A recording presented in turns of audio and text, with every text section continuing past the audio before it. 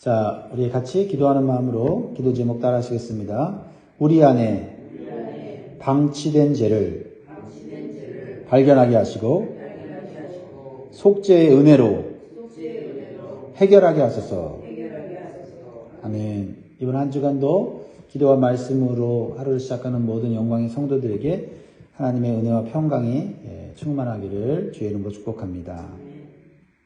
죄는 반드시 그 징계와 심판을 받게 되어 있습니다.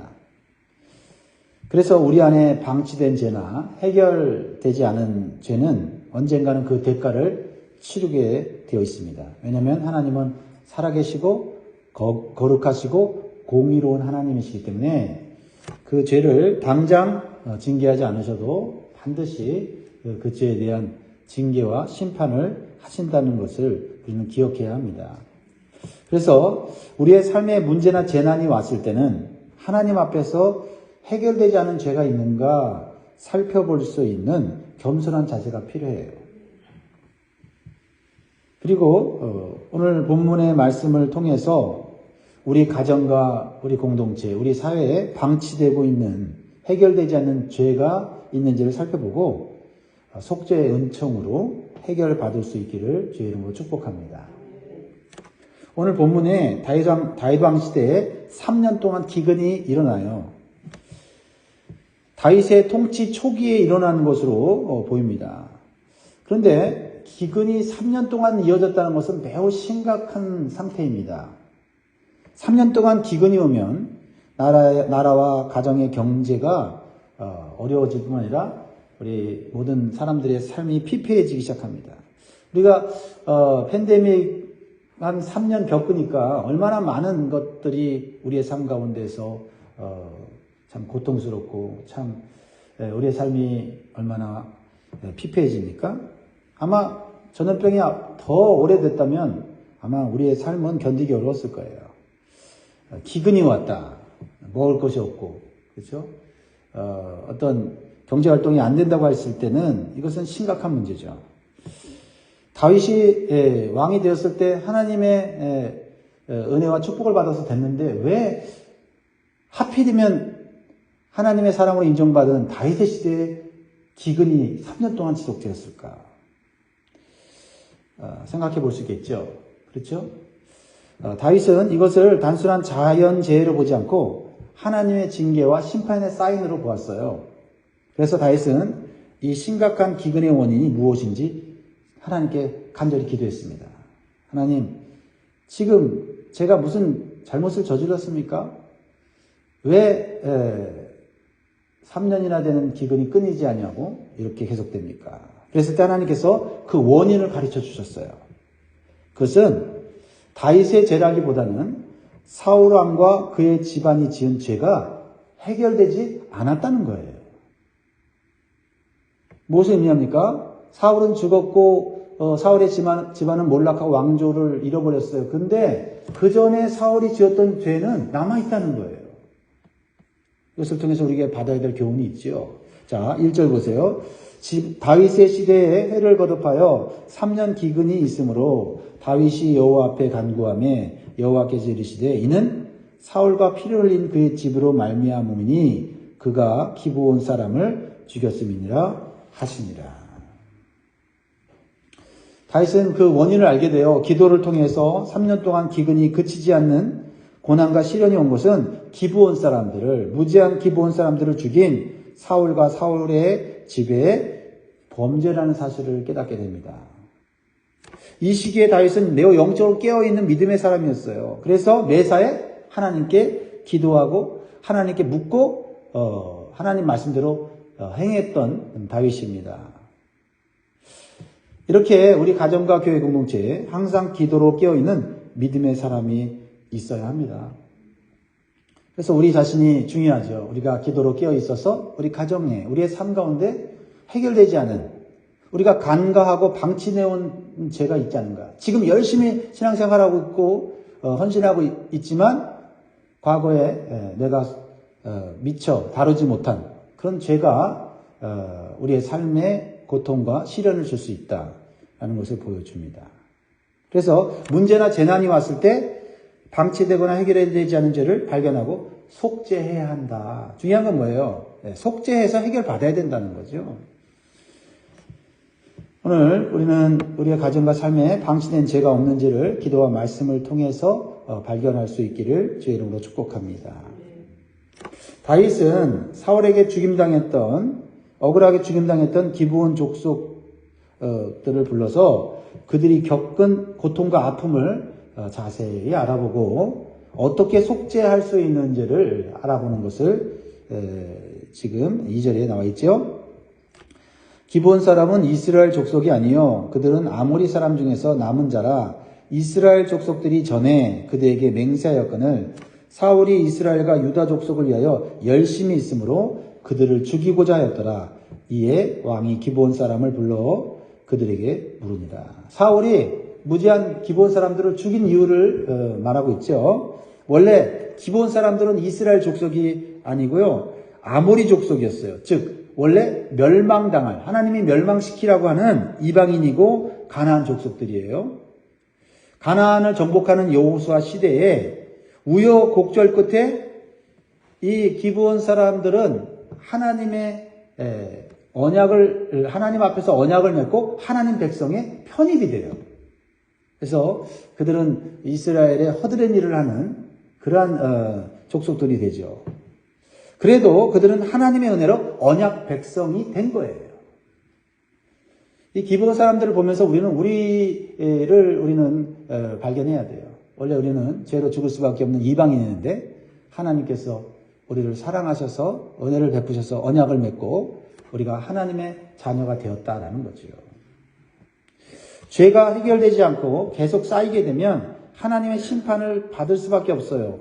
노아의 홍수가 그것을 알려주죠. 노아의 홍수가 왜 일어났습니까? 하나님의 경고에도 불구하고 계속해서 죄가 쌓여서 하늘까지 닿았습니다. 그리고 노아를 통해서 마지막 경고를 했음에도 불구하고 그 시대 사람들은 회개하지 않았습니다. 그래서 하나님께서 그들을 홍수로 심판받아 멸망당하게 하신 거지요.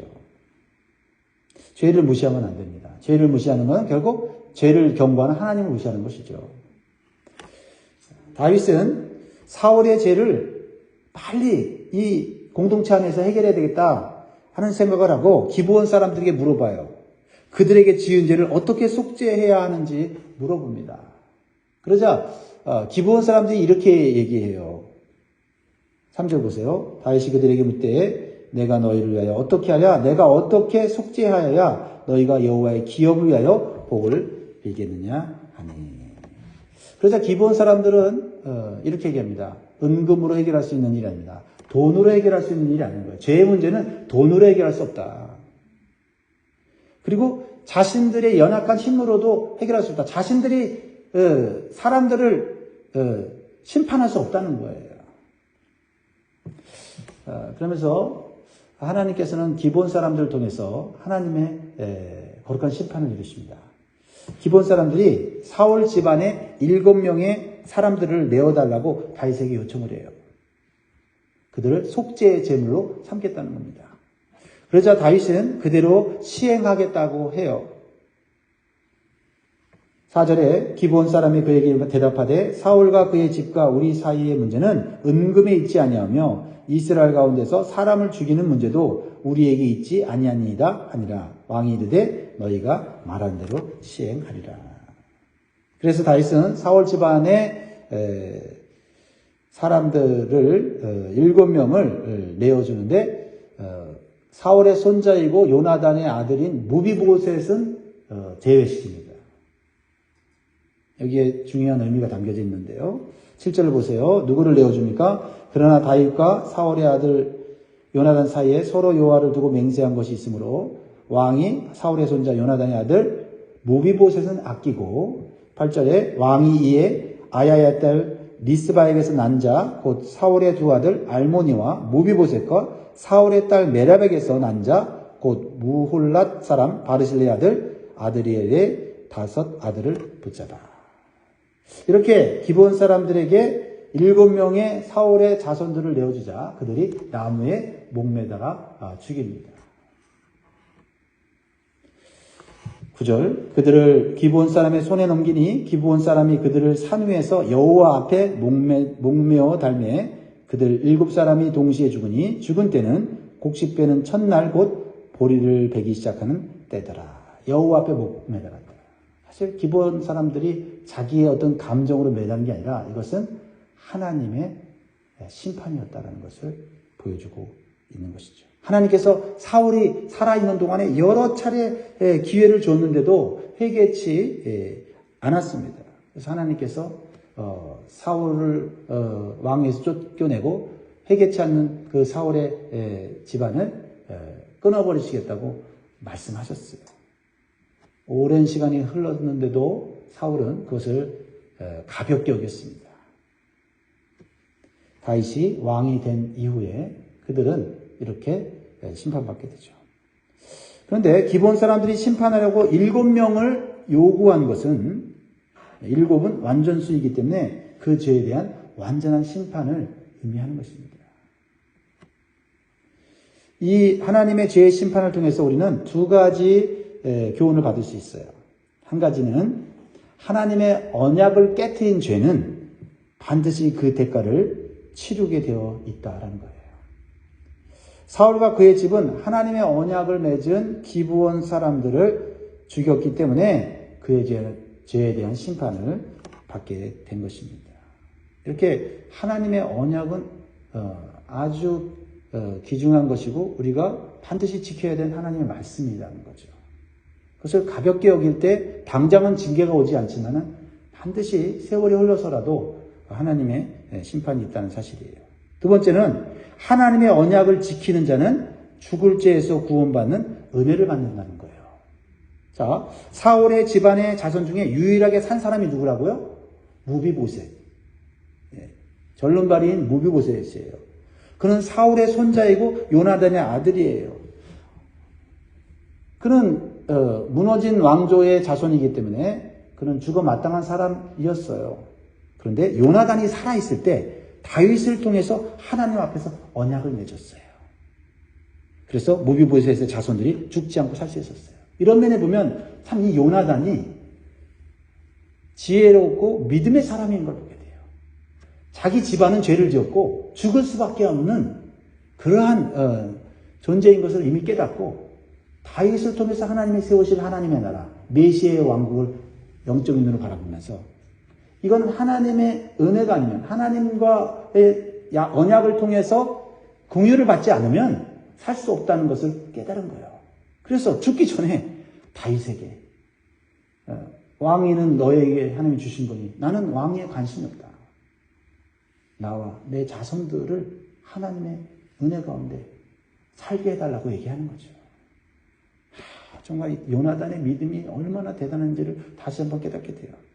이것은 우리가 예수 그리스도를 통해서 하나님과 언약을 맺지 않으면 우리는 내 죄 때문에 내 죄값을 받아 죽어야 되는데 우리가 예수 그리스도를 통해서 하나님과 언약을 맺어 하나님의 은혜를 받으면 죄에서 속죄 안 받고 구원받을 수 있음을 보여주는 것이에요. 우리는 예수 그리스도께서 우리 죄를 대신해서 십자가에서 피를 흘려 죄값을 치르셨기 때문에 우리가 그 은혜로 살게 된 것입니다. 그렇지 않았다면 우리가 우리 죄 때문에 십자가에 달려 죽었어야 되는 것이죠. 그래서 하나님의 언약을 깨고 무시한 사울과 사울의 집은 자신들이 자신의 죄를 감당해야 했어요. 그래서 사울과 사울의 집의 대표적인 7명의 자손들이 나무에 달려 하나님의 심판을 받게 된 겁니다. 그것은 예표예요. 사랑하는 성도 여러분, 우리는 먼저 죽을 죄인을 위해서 대속해 주신 예수님께 감사하고 우리가 죄를 회개할 때 예수님의 대속의 피를 보시고 용서하신 하나님의 은혜에 감사해야 돼요. 이게 복음이죠? 로마서 3장 24절에 그리스도 예수 안에 있는 속량으로 말미암아 하나님의 은혜로 값없이 의롭다 하심을 얻은 자 되었느니라. 하나님의 공의와 사랑과 긍휼을 만족시킨 것이 바로 우리가 아니라 예수 그리스도의 십자가인 것을 기억하고 날마다 감사하시기 바랍니다. 자, 이제 기브온 사람들을 통해서 사울과 그 집에 대한 죄의 심판이 이루어졌어요. 그런데 이에 대한 사울의 첩인 리스바가 행한 특별한 행위가 나오기 시작해요. 이것을 통해 우리에게 주시는 영적 교훈이 있어요. 그것은 죄에 대한 심판으로 나무에 달린 시체들을 어떻게든 지키려고 하는 이 여인의 어머니의 안타까운 그런 심정이 나타나 있습니다. 그 여인의 정성과 노력이 정말 눈물겨워요. 엄청난 것이었습니다. 자, 10절을 보세요. 아야의 딸 리스바가 굵은 배를 가져다가 자기를 위하여 바위 위에 펴고 곡식되기 시작할 때부터 하늘에서 비가 시체에 쏟아지기까지 그 시체의 낮에는 공중의 새가 앉지 못하게 하고 밤에는 들짐승이 범하지 못하게 한지라. 이 여인이 이렇게 하는 이유는 그들의 죽음이 하나님의 심판을 받은 거지만 나무에 그대로 방치되어 있는 것은 가문에 매우 불명예스러운 거예요. 또 하나는 시체를 나무 위에 계속 달아놓는 것은 하나님의 율법에도 금지하는 거였어요. 신명기에 보면 나무에 죄를 지어서 죽게 된 사람을 해가 지기 전에 장사 지내라고 했어요. 그렇지 않으면 그 땅이 거룩한 땅이 더러워지게 된다는 거죠. 그런데 오늘 보면 이 여인이 언제부터 그렇게 했느냐면 곡식 배기 시작할 때부터 곡식 배기 4월 달 정도에서 이제 비가 내릴 때까지면 11월 달이면 7개월 동안을 밤낮으로 그 시체 앞에서 낮에는 새들의 먹이가 되지 않도록 쫓고 밤에는 들짐승이 밥이 되지 않도록 쫓아냈다라는 거죠. 이렇게 정성과 노력을 내해 밤낮으로 나무에 달려있는 시체들을 지키려는 소식이 다윗에게 들려요. 그래서 다윗은 그 여인에게 긍휼을 베풀어 줍니다. 아, 이것도 해결해야 되겠구나. 그들이 죄를 받아 심판을 받았지만은 나무에 시체를 달아놓는 것은 하나님의 율법에 어긋나는 일이잖아요. 그래서 다윗은 좀 더 깊은 생각을 하고 이전에 죽었던 사울과 요나단의 뼈를 길르앗 야베스 사람에게서 가지고 와서 이들의 시체와 함께 장사를 정성껏 치러줘요. 그랬을 때 하나님께서 기도에 응답하시고 3년 기근을 벗어나게 하십니다. 14절 말씀 같이 있습니다. 시작. 사울과 그의 아들 요나단의 뼈와 함께 베냐민 땅 셀라에서 그의 아버지 기스의 묘에 장사하되 모두 왕의 명령을 따라 행하니라. 그 후에야 하나님이 그 땅을 위한 기도를 들으시니라. 자, 여기서 우리가 한 가지 기억해야 될 게 있어요. 이 사울의 집안에 대한 심판이 이루어져 나무에 달려 죽게 되었을 때 기근이 끝난 게 아니고 그 시체들이 7개월 동안 방치되어 있다가 장사되어졌을 때 그때 하나님이 기도를 들으시고 기근에서 벗어나게 했다는 것을 봐야 돼요. 무엇을 의미할까요? 이스라엘 백성들은 깨달았을 거예요. 우리가 해결하지 않은 죄, 또 우리가 숨겨놓은 죄, 우리가 죄라고 여기지 않은 죄는 반드시 하나님의 징계와 심판이 있다는 것을 깨닫게 됐을 거예요. 그러면서 죄를 지은 사울의 집안을 보면서 경각심을 가졌을 거예요. 그런데 이스라엘 백성들이 한 가지 깨닫지 못한 죄가 있었다는 거예요. 뭐예요? 사울이 직접적인 죄를 졌지만 그 죄를 보면서도 방관하고 있었던 이스라엘 백성들 때문에도 하나님은 이스라엘 전체에 기근을 내렸다는 거예요.